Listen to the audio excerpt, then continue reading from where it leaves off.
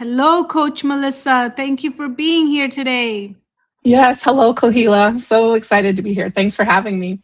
Yes, yes. I just wanted to say congratulations. I know a lot of things are happening in your life. You're glowing, so congratulations and nice Thank to you. have you. Nice to Thank have you. you. Awesome. So before we get started, I wanted to introduce Coach Melissa first, but she did contribute an article to our magazine that was launched on February 15th. It is now called Learning, Living, and Leading. Those of you who've been following us from previously, it was called Parenting, Learning, and Living. But now that we have expanded to serve any age, any stage, it doesn't matter how old you are, we can serve you through our coaching program, so that we have evolved into calling it Learning, Living, and Leading. And that's kind of everything we do, right, in life. Sometimes we're learning, Absolutely. sometimes we're living. We should live all the time, but sometimes it feels like only Absolutely. sometimes we're living. And then we're always leading ourselves or others, for sure, right? And then Absolutely.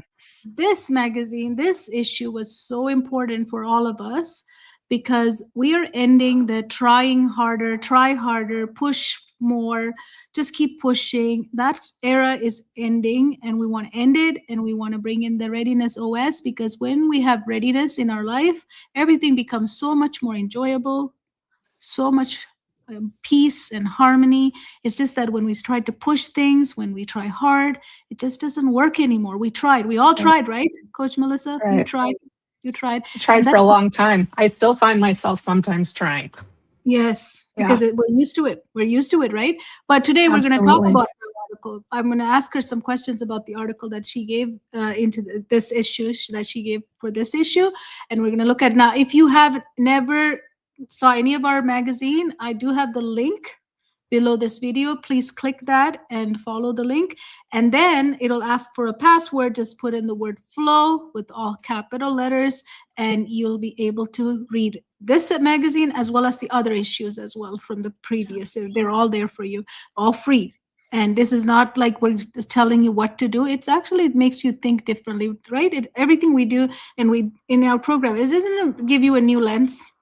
It sure does. And the stories and the um, all the things that people share are really eye-opening and really reflective. It really helps me, even as a coach, to read what the other coaches are writing about, and gives me things to reflect on. Yeah, absolutely. So check it out. So now we want to come here and now, because that's something that we all have hard time doing, even including me, including maybe Coach Yep, Melissa too, right? absolutely. Yep, I'm getting When we're better. not, yeah, getting better and better. When we're not here, where are we? We're in the past, Yes, or the or future. we're Yeah. thinking about the future. We're not Yes. here. Yes. Unfortunately, but we want to bring you here. But before we talk about here and now, I want to talk about the past. How many of you watching us right now thinking about the past? Replaying something happened yesterday or the day before or weeks before or months before. And a lot of the time we want to think about the good stuff, but unfortunately the good stuff doesn't come that often. Sometimes they come too, but the more often the fastest, the ones that keeps on a repeat play, like somebody just put it on a play that's just keep going and going and going in a loop. That's mostly the bad things, right? Things that we want to Right. forget. The one Yeah. that we All want to those forget. conversations we've had and what we should have said and what we didn't say. And Yeah, yeah. it keeps playing. So if we're stuck there, there's no way that you're going to be here to do anything, right? If you're not here and now, you're not creating anything, you're just replaying something. So the only thing we can do with the past is really let it go, because there's Hmm. nothing you can go and do anything about it. It cannot be recreated again. It's done, it's Right. gone, it's over. So the thing that we can get from the past is lessons. There's plenty of lessons that we can gather from the past. So let's get those lessons out of those past things that we experience, and then move to now and here, because Right. this is where we can create, and those lessons will become the foundation for something that you can create now and here in your life, Hmm. in your learning, in your living, and in your leading. Now another thing that we go to often is, instead of becoming here and now, we go to the future, because we like to think about our future. I want to know tomorrow what my day is going to look like, or 2 weeks away, or maybe a trip I'm planning. I want to know all of these things. So the future is good. We should think about the future. But unfortunately, most of us, what we do is we project the past and think about the future through those past lens, all those past memories that we don't even want to recreate, but we're recreating over here.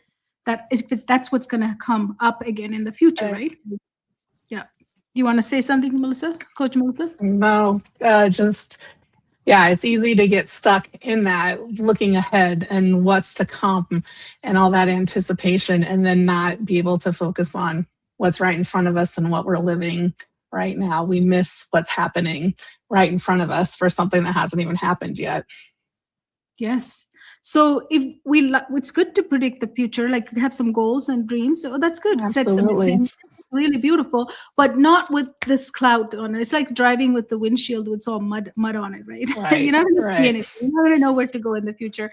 So the only thing we can do is, instead of recreating and with the past projected, we can really bless it. It's available to us. Everything that I can put my intention and my goals towards, I'm going to get it in the future, but I cannot keep thinking about it.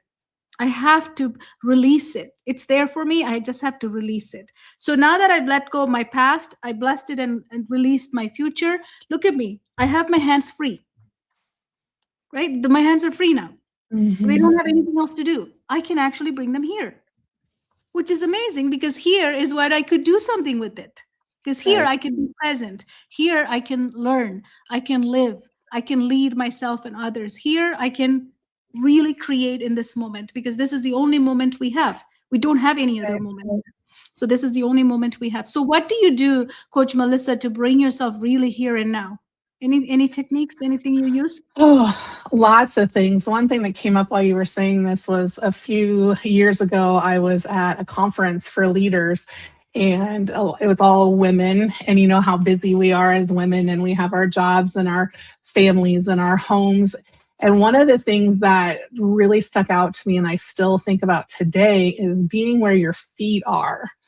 And that had a huge impact on me. It's like, we can't worry about the past. We can't think about the future so much. We have to be where we are. So if you're working, work. If you're momming, mom. If you're being a friend, be a friend. And that was huge for me. But it wasn't quite enough. And in the last couple years, I've really learned some more techniques to help me be in the here and now. And I do that through breathing. I do that through talking to my brain and telling myself that I need to be right here, right now. I can't worry about before or what's coming up. And besides just even breathing, I do a lot of tapping, and that really helps me to focus and get to where I am. So there's lots of different tapping points, and depending on what I'm doing, it depends where I tap. But I like to tap right here on the sides of my face and do some breathing. And that really helps me focus. So I take nice deep breaths in, hold it for just a little bit. Yeah, let's do And then I let it out really slowly. So my out breath is always way longer than my in breath. And that really helps me to focus. So I just go in. So let's do an inhale for 4 while we tap on the side of your eyebrow, right? Is that where you're at? Yep. Here, and then inhale, and then hold for 2, and then exhale slowly.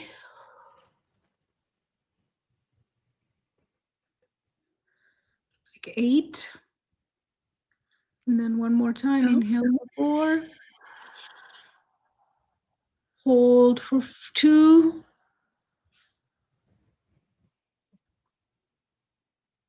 And then exhale for 8 while you tap through your mouth. Is it through your mouth? Yep, I exhale through my mouth. I inhale through my nose and exhale through my mouth. Perfect. And those things, and just by adding that tapping, it really helps me to focus, because my brain, I've had to work really hard at learning how to slow that down and how to really focus on what I need to focus. And by tapping, it really helps my brain to have something to focus on and gets me to the here and now way faster. Yes, yes.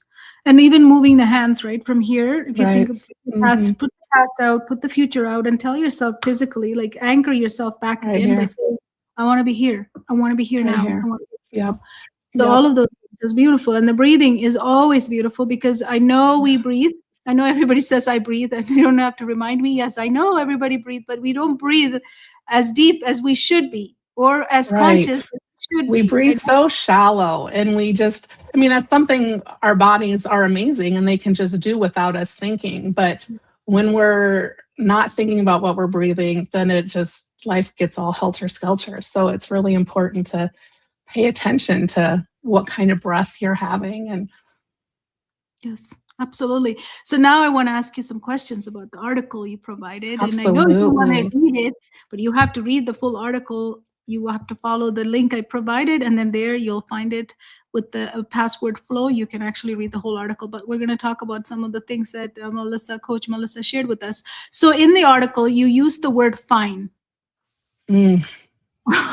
What was really happening beneath that word? We all use it, right? Fine. We do. We do. And I say in the article how I hate it even when I was using it, but there really wasn't anything else to say. We always just say, I'm fine. I'm How are you? fine. How are I'm you? Fine. fine. Yeah.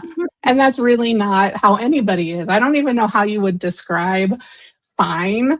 But that's not what I want to be. You know, I want to be more authentic with people and to be more in tune with my body and to be able to say, I feel really great right now, or I feel, you know, I'm feeling sad right now, and be able to own those feelings and those emotions and put words to it. But for many, many, many years, I said, I'm fine all the time. Yes. We all do it. Every one of Yeah, us do it. we do. Yes. So beneath that word, there's so many layers that we're actually protecting or we're burying, right? Like we're not like Right. the word even fine actually has something underneath it, right? If you ask a little bit further, somebody would open up and tell you that, yeah, really, I'm not fine. Right. I do have something going on. Yes. So at what point did you realize that realize inside alone wasn't creating change inside?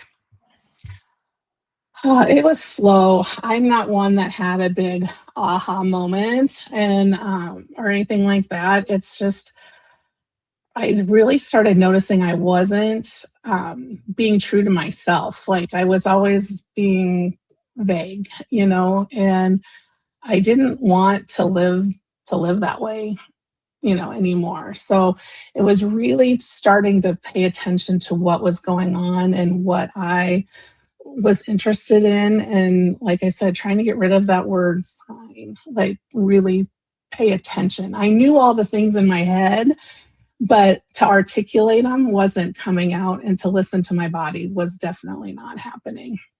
Hmm. What did disconnection feel like before you had the language for it? Lonely, um, on the outside, like I Mhm. never really felt like I belonged to anything or anyone in particular. I always felt like I was just a little outside. It wasn't terrible. It wasn't, for many years, I didn't even realize that's what I was feeling, but I always felt a little disconnect. I didn't feel quite in with whatever I was doing or whoever I was with. I was just a little bit removed. Mm. Mm. So when the practitioners kept pointing out tension in your body, what did Yeah. that stir in you? Well, that was more of an aha moment. You had a masseuse who would be like, "You are so tight," or even one of our coaches on one of our coaching trips. I said, "Oh, I'm just so tense," and she started to rub my shoulders and neck, and she was like, "Melissa, you're so tight," and I'm like, "This is all I know. Like, I didn't know I was supposed to feel different. You know, I've lived with it for so long." And the more people who kept telling me that, the more I started to think, maybe I'm not supposed to feel this way. You know, maybe it's not supposed to hurt all the time. Like my back and my neck hurt all the time. There was always aches in them. I just thought that's how you were. Mm. But yeah, the more people who told me, the more I started listening and the more I started making the time to take care of it, you know, because it takes time and it takes money. And, you know, sometimes life makes you make other choices. And I finally started listening to what I was hearing and listening to my body. Yeah. Beautiful. What surprised you most about how much your body had been holding? I think how good I'm feeling now that I'm releasing it, like it's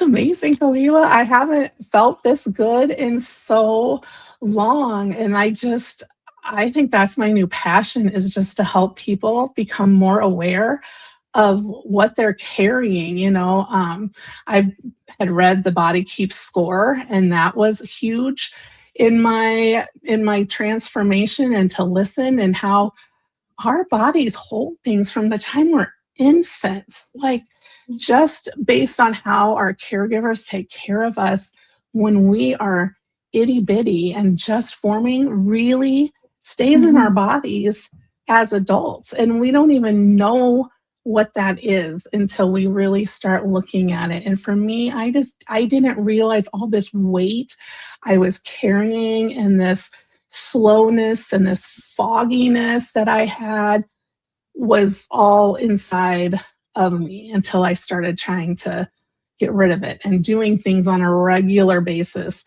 to get it to leave. And I just feel so much lighter, and I feel so much freer than before. I knew all the things. I knew lots of things. I'm a smart person. I know the things, but I didn't let my body finish telling me and work on that.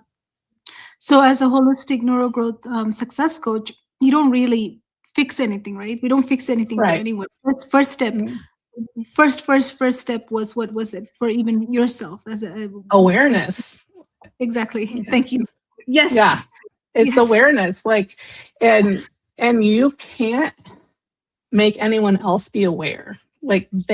You can sit with them, you can talk about things, you can share how good you're feeling or things that you do, but until you as your own self are ready to listen and to pay attention, you can't bring that awareness to anyone else. They have to get to it on their own. And unfortunately for me, I'm a slow learner, and it's been taking me a long time to get there. But once that awareness comes, it's like a light bulb goes off, and then you get that choice. Am I going to live here in the past and be weighted down with all the stuff? Or am I going to, think about where I am now and where I want to go and how I can make it be better in the future? Yeah. I don't think, like you said something about yourself, I'm slow. I don't think so, because everybody's different, right? And it depends on how much you have carried, how much you packed it. Because we're good at Right. packing it, right? We pack. Oh, I'm We a pack. good packer. I mean, I can carry a lot of stuff. Yeah. And I always tell people, I used to live on the 3rd floor apartment with no elevator and a toddler. And so I'll go out from the grocery store, and I will be like a pack mule carrying stuff. And I'll always tell the attendants, I go, don't worry, I got it. I used to live on a 3rd floor apartment. I can do it in one trip. And it's like, I don't need to do that anymore. I don't have to.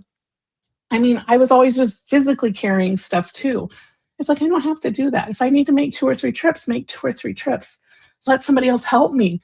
I don't have to do it all alone. And when you start realizing that, like, I see it all over in my life, how I tried to just do it all. Carry it. And carry it all. Pack it and carry it.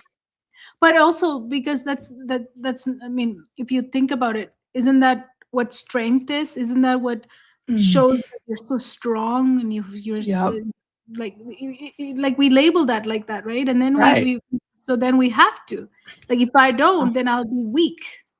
Exactly. And I wrote about that in my article too, about how strong I felt like I needed to be strong. And I just let it override how I felt inside, or what I thought I needed. I'm like, nope, I have to be strong. This is what I need to do. I'm a military spouse. I'm doing it on my own. I am a young mom. I have to do it. And if I'm not strong, what are people going to think about me? Or how are others going to be able to rely on me if I'm not this epitome of strong? And that's not the right way to think or live. Setting yourself for so much pain and suffering. I mean, that's what happens, right? Pain in the body, pain, suffering in life. because we're not Yep. really living. We're not living. And then also I was going Right. to add to that is, if you think about it, our culture in our society, we also had, sometimes we talk about how many baggages we have in our life, right? Like we're so proud of Like having, it's a prize. Like, yeah, yeah, we're like, going to win an award. yeah, awards. I have like, this many bags over there. I just, that's my baggage. It was like Yeah. sort of that kind of conversation also brought on being strong means having so much baggage. Add more Right. baggage and you have that strength goes up, right? But it's Right.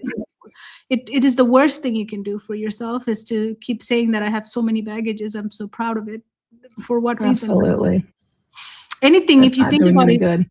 yeah, if you think about it, carrying anything on your body, or thinking of storaging and carrying, it doesn't, it feels heavy already. Hmm. Just thinking about it, right?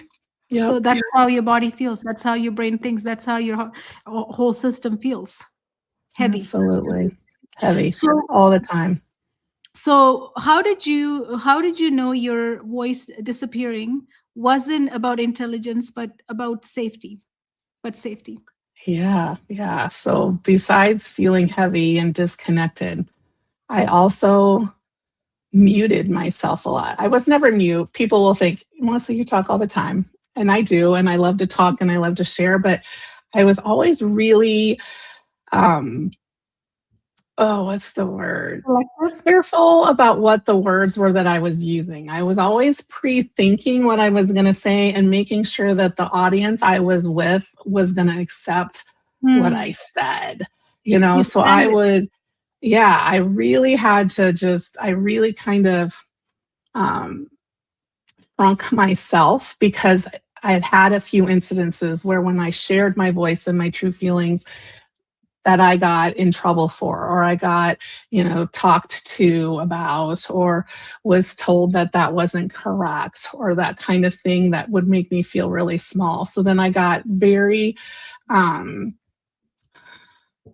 chose my words a lot more carefully, and I became more of a listener than a talker, which, isn't at all bad. But when you have things to say and you know that they're important and they're true, to not be able to trust yourself to say that and to live in my truth and with my voice, it was hard. Yeah, because that's like you're hiding your own identity. Absolutely. For approval. Absolutely. Or For approval. it's that imposterness, like I didn't want to be somebody that could be looked at as wrong, or weak, or not smart, or those kinds of things. Yes. So that became, that's, you did that to feel safe around those people, right? Right. So you allowed Right. to stir something. Yes. So what Yeah. belief about strength cost you the most? What belief about strength cost you the most? I think it cost me being myself. It cost me living in my truth and being happy and proud of who I really am. It gets exhausting when you're pretending all the time. And for many, many, many, many, many years, I didn't realize how much pretending I was doing to fit in. And once I started being aware of that and starting to think, how do I really want to respond to this? What do I really want to do? Um, it became so much freer, just so much freer. And I wish I could bring back those 20, 25 years of my life where I was afraid of who I wanted to be. Yeah. What was the hardest belief to release?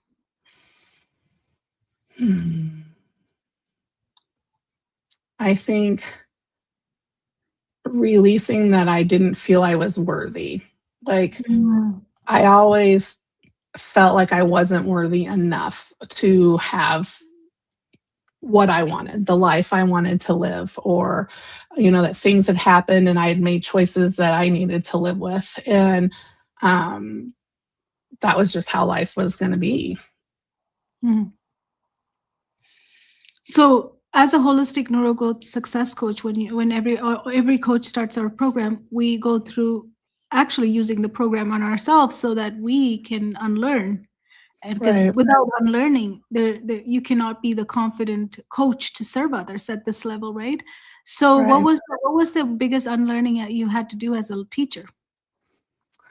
As a teacher in the classroom, I had to unlearn that that pushing equaled um, support. Like I just felt we were always pushing the kids to do more, to do more, to do more. We were taking things away, like recess or centers and early childhood, and we just kept pushing curriculum on these kids that weren't ready. And even back then, I knew that wasn't right, but I didn't know exactly what um, needed to happen, like how to change that system and how to be a part of progress instead of stuffing down our education on our kids.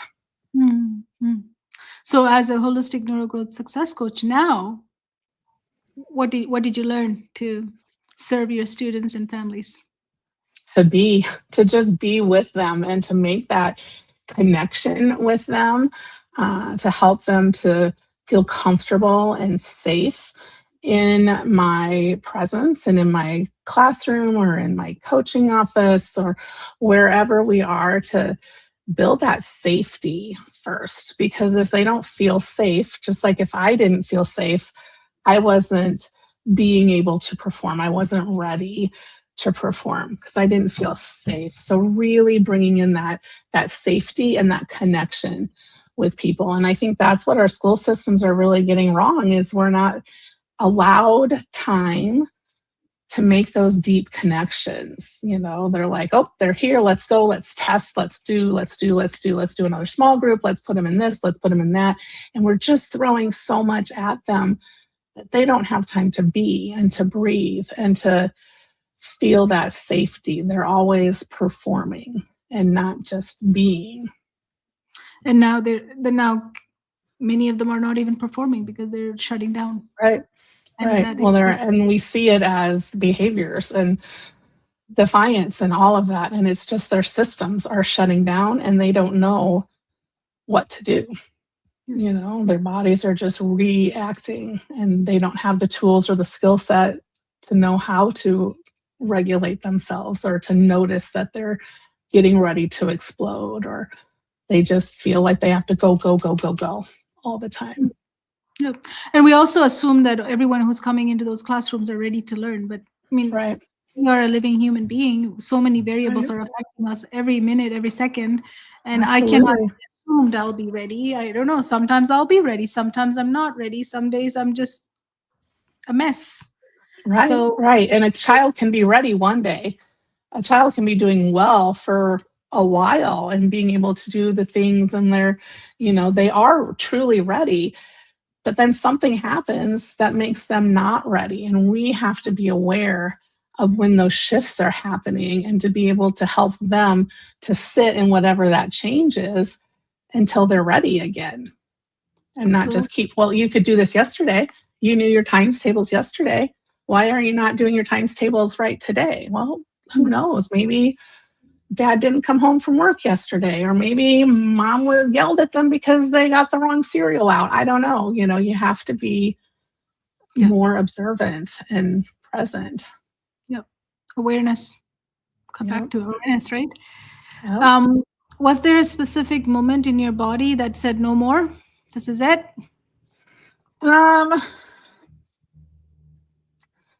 Not really a specific moment. It's just accumulation of a lot of moments, and me being aware. Like I know when I'm getting ready to have a panic attack, like, or an anxiety attack.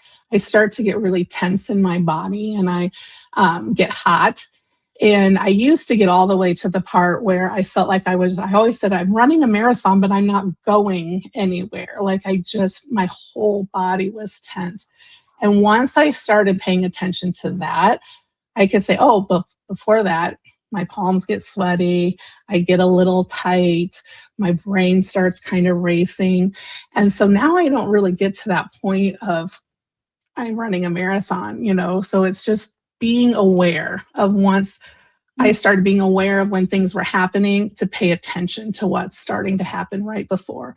and right before that. So I can intercede and say, whoa, brain, stop. I don't need to go there. That's the old Melissa. I got this. I am safe. I can make good choices and get through this. And it's changed so much of my life because I'm able to stop before I get to that full-fledged panic.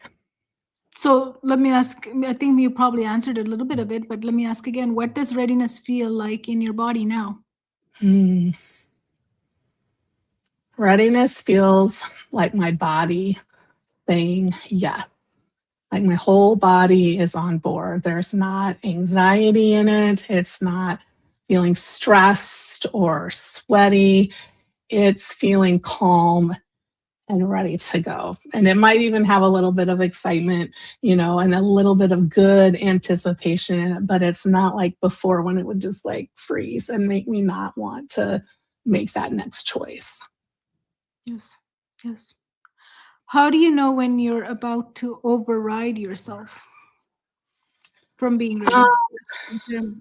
Like, how do I fix myself? Like, not really fix, but how do I take over and not let myself get that far? Yeah. By being aware, definitely, like I had said, and being able to now talk to my brain, to talk to myself. Before I did this coaching, I always thought that the brain was in charge of us, like it was that the brain was us and that it controlled everything we did. And now I realize that that's not true. Like I have to really work hard at telling my brain, okay, we used to do this, but we're not doing that anymore. Or we needed to do that to keep ourselves safe, but we don't need to do that anymore. So I spend a lot of time, talking to myself and telling myself things. And I say, I am safe a lot, or my voice has a purpose a lot, and really leaning into those positive statements and telling my brain that has been so conditioned for almost 50 years to say these certain things about me that no, we're not saying that anymore. And to really work on changing those pathways. True empowerment, right? When you Right. when you own it, not it owns you, your brain. Right. It's true empowerment because you can speak to it. Yep. It's just an it. Your brain is just an it. It's just a thing. You're in control, right? Yep. So talking about readiness, if I go back, people might be thinking, what are you guys talking about? What is readiness? We keep saying that word, right? We said awareness. And a lot of time when we say awareness, people think that's so simple. I'm always aware. No. Awareness, if you're aware about yourselves, right, Coach Melissa, if you're aware, then you will notice so many things about you. Like a lot of the time we're aware of other people, other things around us. We're very aware because for safety, we have it's built into us. We're always aware of around us, right? But we're not that aware of ourselves. We're not. No, we I wasn't aware of myself for years and years. So why? Because I don't need to, because I'm just me. Because it's almost like I'm just me. What am I supposed to aware about myself? I'm just me. It's just Kohila. It's just Melissa, right? It's just you. But when you start talking to your brain and separate and dissociate yourself from it that's controlling you, and you start thinking about what am I doing because of it, your brain telling those stories, you really see so many patterns, don't we? Right. Like it shines like it's like putting a spotlight on it.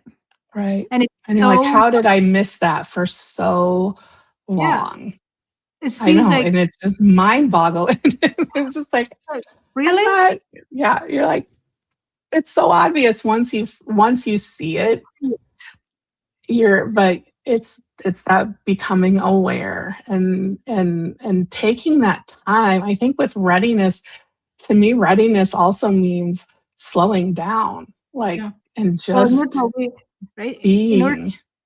In order to notice and be aware, you have to slow down, and you have to be home. You have to be home, because if you're out there in the world in the chaos, then you can't notice anything, and you're not going to be aware of anything. happening. Right. So there are few things that are needed here, few variables that has to line up for the awareness to work.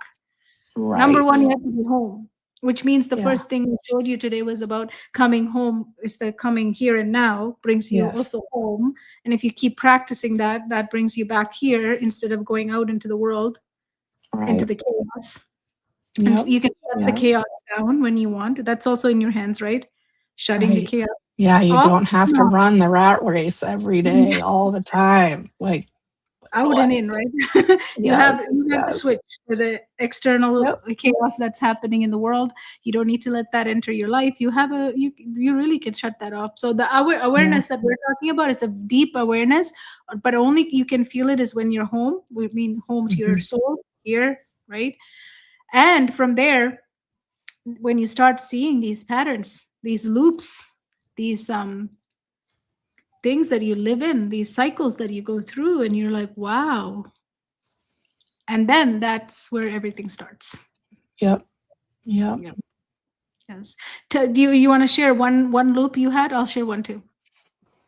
Oh man. I'll share mine. Yeah, you share yours first. I'm like, I have so many and I can't even pull one up.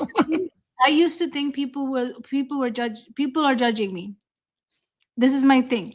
They're gonna notice. They're gonna think this. They're gonna say this. They're thinking about me. They're thinking about this. It was a constant thing. Like anytime I did, even like they're gonna think I look like this or I look like that or my hair's like this. This is my thoughts, like constant, nonstop. So when do you ever get to even listen to anything else if that's playing? Like broken radio station is just going on and on and on and on. Everybody's thinking this. Everybody's thinking. Then finally, like I was in Dubai. I was there for a Mind Valley Mastermind. I was in Dubai, and then they had Burning Man. You know the Burning Man event. Yeah, they had a small version of it at the beach, and they said to me, we had a whole bunch of people, and they said to everyone, like, you're gonna let one thing go today. And then we built this this structure, and we were gonna burn it, a small Burning Man ritual. So we're gonna burn it, and they said you're gonna write this one thing, and we're gonna burn it today. And I kept thinking, well, I don't have anything to give away here. What am I gonna give? Like I don't have anything, right? Right. There's lots. Yeah. Then I said, whoa, the word judgment. Yeah. And I thought about myself, actually, I judge a lot of times too. You know what I mean? Yeah. Like when I was doing it is when I thought everybody else is doing it to me as well. So that's the word I burned in Dubai. Since then, I don't even care if somebody's saying anything because I don't think about it, and I don't judge anyone either. Because who am I to judge anybody? It's none of my business. And if somebody's judging me right now, it's none of my business. Yeah. And that's on them, not on you. Yeah, I'm not wasting any brain power on any judgment. So that was the end of the judgment. So that's what I had to let go. How about yourself? I had to let go about being enough. Like, and I will never forget the exercise we did as coaches to try and define what enough was. And that really opened my eyes. I was like, yeah, what is enough? Like, enough is subjective to every person. And here I had been saying, I'm not a good enough mother. I'm not a good enough teacher. I'm not a good enough salesperson. I'm not a good enough this. I'm not a good enough that. Whose version of enough? Well, of course, it was my standards of being clear up here, and I don't need to live clear up there. Where's the scale? I am enough. Right? Where's the scale? Right. Where's the rating? Like, no, I am enough just how I am. I want to see if I'm enough. Where's the scale? Yeah. Right. And I'm like, no. And I've been slowly learning over the last couple of years, if I'm not enough for somebody, I don't need them in my life. I don't need to concern myself with them, because the people who love me, the people who respect me, they love me for who I am and what I have to offer and what I give. And that is enough. Yeah, I always ask according to whose scale it is, right? Yeah. It's like, Which whose scale? version of enough? Yeah. I didn't get one. I don't have one. I don't know where's the scale you Right. guys are talking about. Please send it to me because I might want I to know. measure it. It was eye-opening for me. Like, oh my gosh, something so simple. But that's the things. I think when you're open and you're working on things and you're trying, like, that's, when you're aware and you see that one little comment you made, you might not even ever remember making it, and it was impactful to me. It's like, well, whose scale? Where is it? What does it look like? I want to see that scale. And I'm like, it doesn't exist. Yes. And here I've been living my life towards this scale that doesn't exist forever.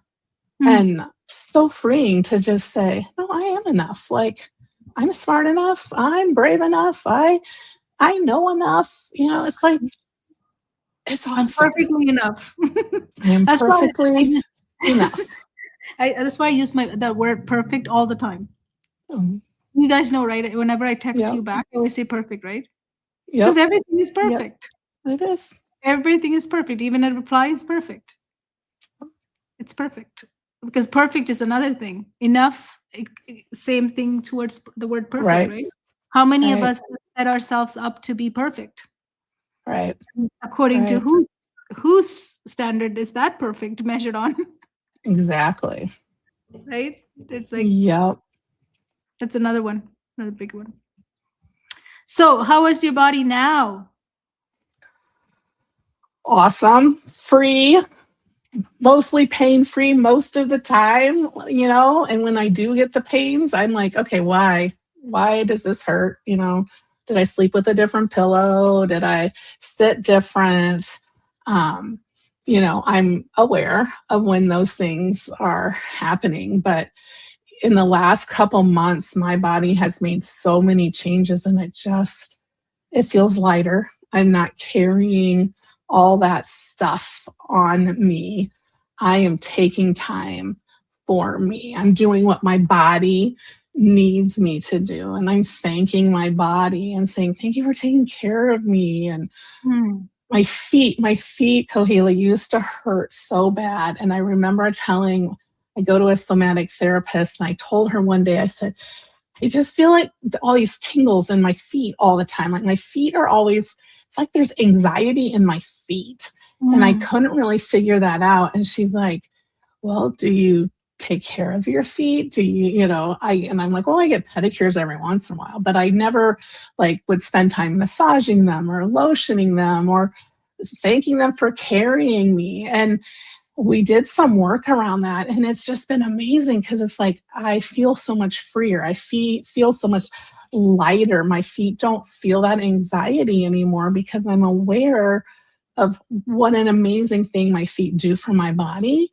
And now I can feel myself moving forward in lots of areas of my life that I was feeling kind of stuck in. And it's just like it goes full circle. And it's just amazing to me how that, just by paying attention to the tingles in my feet and then paying attention to and accepting what they do for my body has opened up so many new doors and new feelings and new experiences. It's just, yes, I just am like amazed all the time when I start putting all these little dots together. It's just awesome. Yeah, that's why I say we never have to suffer in our life. If we're living something with some suffering, like pain is a suffering, right? Right. It's not right. Why should there be pain? It shouldn't be there. So if it's there, what's the message? That's where the awareness comes back again. What loop am I playing to create this pain? Because I am creating. I mean, we are creating from a loop, right? Of stress or anything. It could be anything, but that's kind of the that coming home and being here allows powerful to notice within. because I wasn't noticing all the pain that was in my body for a long time. I noticed some of it, and I would just accept it. And then once I started working on it, it was like, oh my gosh, this feels weird, or this hurts, or I can't do this as well. I was gonna, you didn't notice it, you felt it. Right. The pain everybody's feeling, like those of you listening to you are feeling the pain. But we are talking about you. I want you to notice it. Noticing it. Yeah. Noticing means now the brain's involved, your heart's involved with the pain of the body. That's why we talk about body speak, brain speak, and heart speak. They're different speaking. They speak different languages, and we tend to not listen to them. We usually tend to listen to up here, our powerful machine, which is the brain speak, is the one that loud and clear, because it's a crazy machine that can. And then it's telling us things that aren't true. Yeah, it can make up all sorts of story. And one of the stories is that, in order to live a good life, you have to work hard. And during that hardship, your body is going to hurt. It's fine. That means you're working hard. That's strength. You see, that's strength. You're showing strength. Right. Like, that's what your brain strong is important. Yeah. Yeah, and then that's how you become enough, and that's how we become worthy. You see that everything works together. So the brain actually validates all of that. So it's a perfect story if we just listen to the brain. Right. That's the power of brain. Brain can tell us anything and anything it wants. So notice what's happening after the brain speaks, after your body speaks, after your heart speaks. Notice what's happening, and if they're not in alignment, guess what? They're going to say different things, and that's when you know things got to change. That loop is not working anymore. That storyline that's coming up for you again and again, it's not working anymore. So there has to be something different, right? So what does a full body yes feel like compared to a mental decision? Body says yes. But your body says yes. It feels amazing. It just, it feels right. I can go all in when my body feels that yes, and it feels right. Where if it's a yes with just my head, I hesitate. And that's when I know to pay attention to, okay, what are you saying yes to? And I've also learned I don't have to answer right away. Like if somebody asks me something, if they ask me to do something, I don't have to have an answer right away. And it's in my best interest to pause. And whether that's a 5-second pause or I'll get back to you tomorrow or something like that, that I owe it to myself to really sit with the decisions I make, because for so long I would just go. If somebody asked, I did it.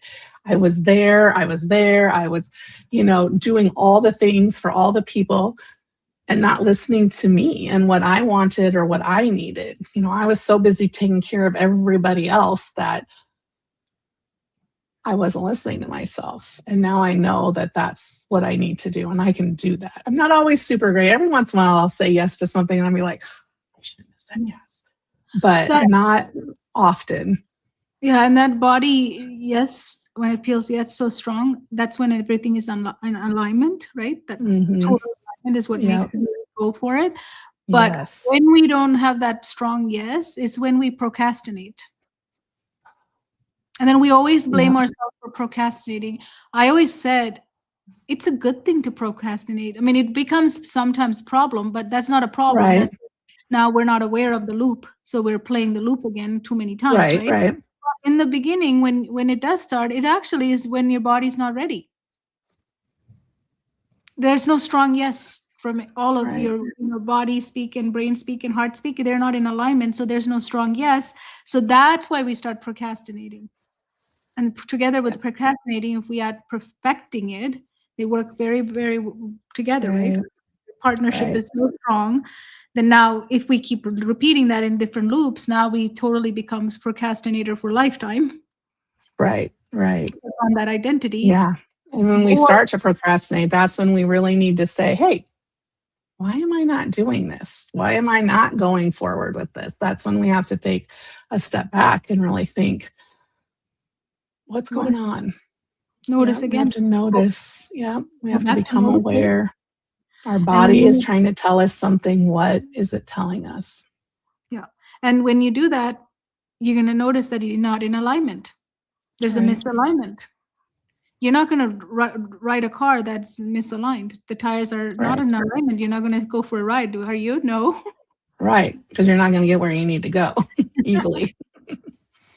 So we got to stop and get the alignment right? It's the same with ourselves. We can't speed up and just produce and get results if we're not in alignment. Yeah. I think something that's really important for people to know is that you're not always in direct, perfect alignment all the time. It's not something that you get to. It's not an end destination. And I think for a long time, I thought that once I figure everything out, it's going to be smooth sailing, and it's not. And it's like, this is a work that we have to constantly do, and when I meet with my clients, I'm like, I want you to know I am not perfect. I didn't know the things I know now that I did back then, and I'm still learning. Like, it's a process, and it's something where we're always getting just a little bit better at. And it's okay. We're going to have setbacks, because I think I used to get set back or become unaligned, and then I give up because I'm like, well, I don't know enough. I can't do this. I'm not being successful. I'm not being perfect. So why try? But it's a constant thing. You're going right along and you're doing fine. And then all of a sudden something happens and you're like, and we have to realign ourselves. And that's okay. I think a lot of people were like me and get to that point and they just stop. And then it's like, no, it's okay. We'll get through this. We'll realign. Right? Only time we can stop is the day when we're dead. We're done.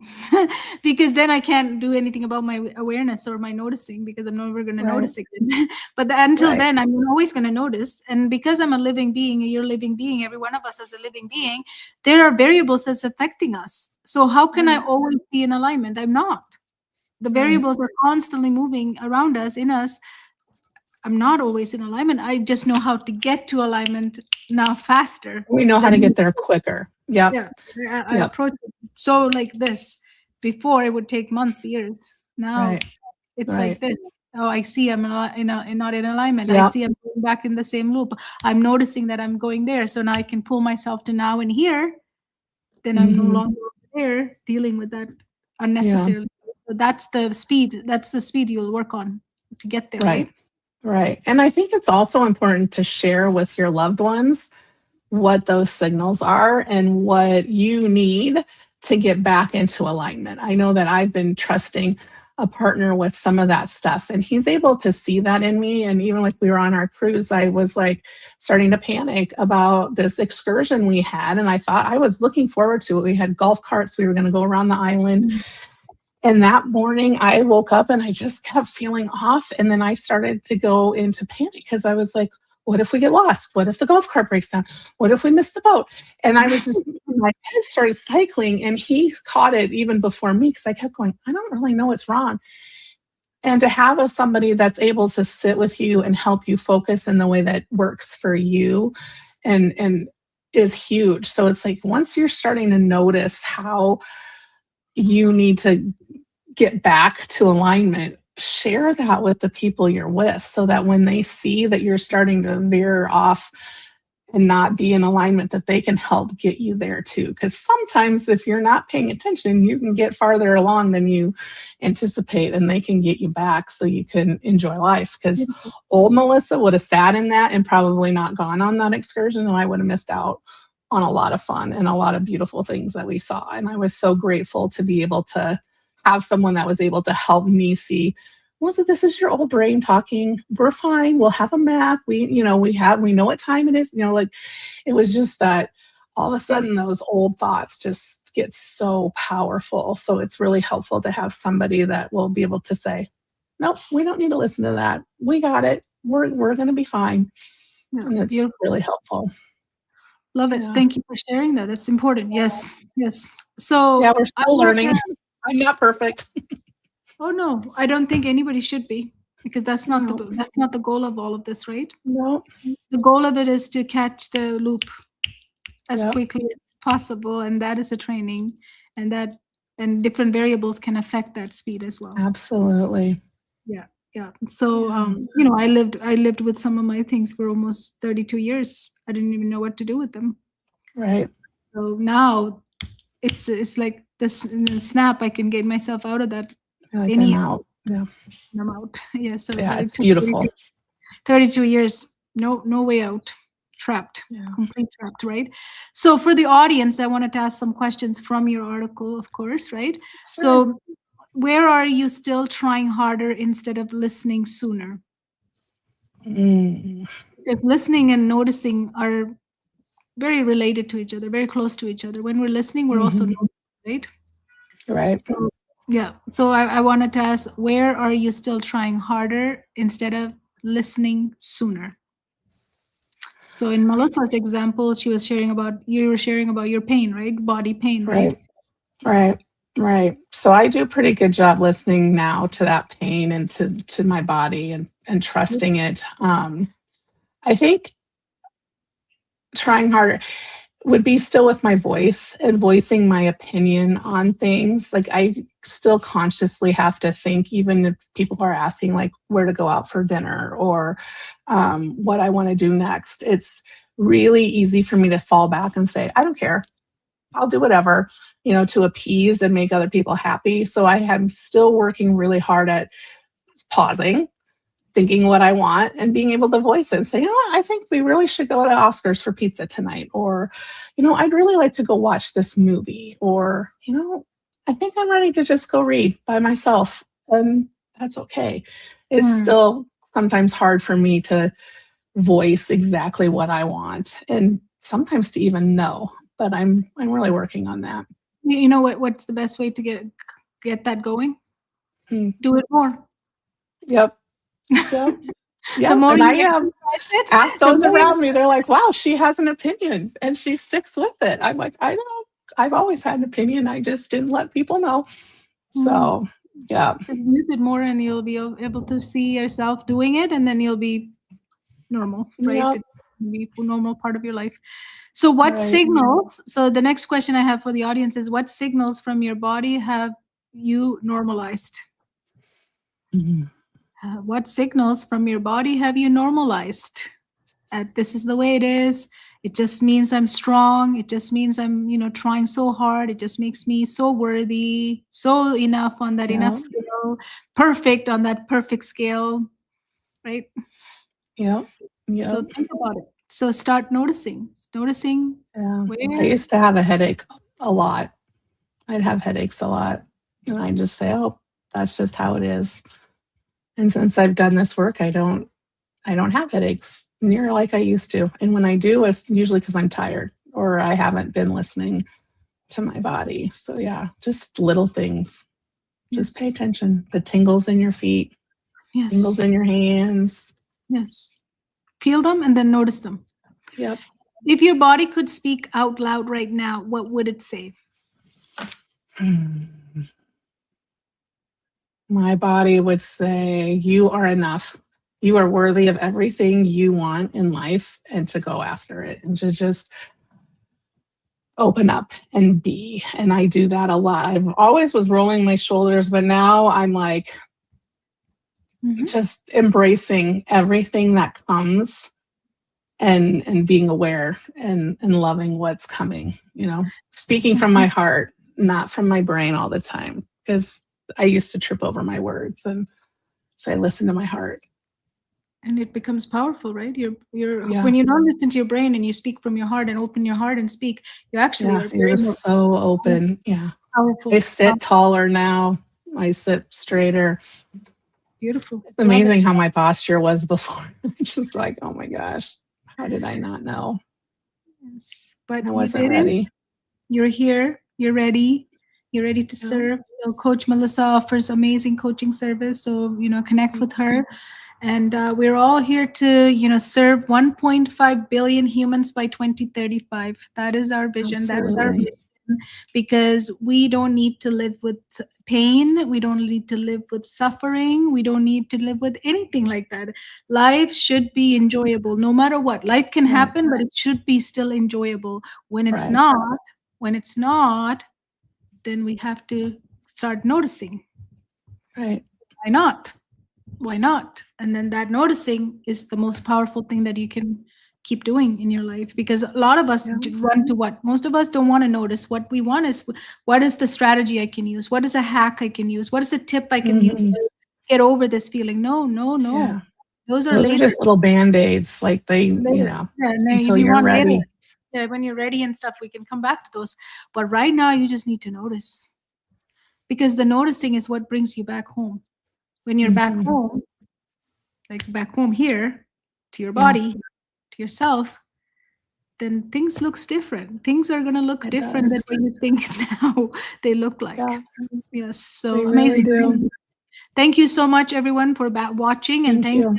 thank you, Melissa, for contributing the article. And our next Yes. issue is going to come out April 15th. Again, it's free.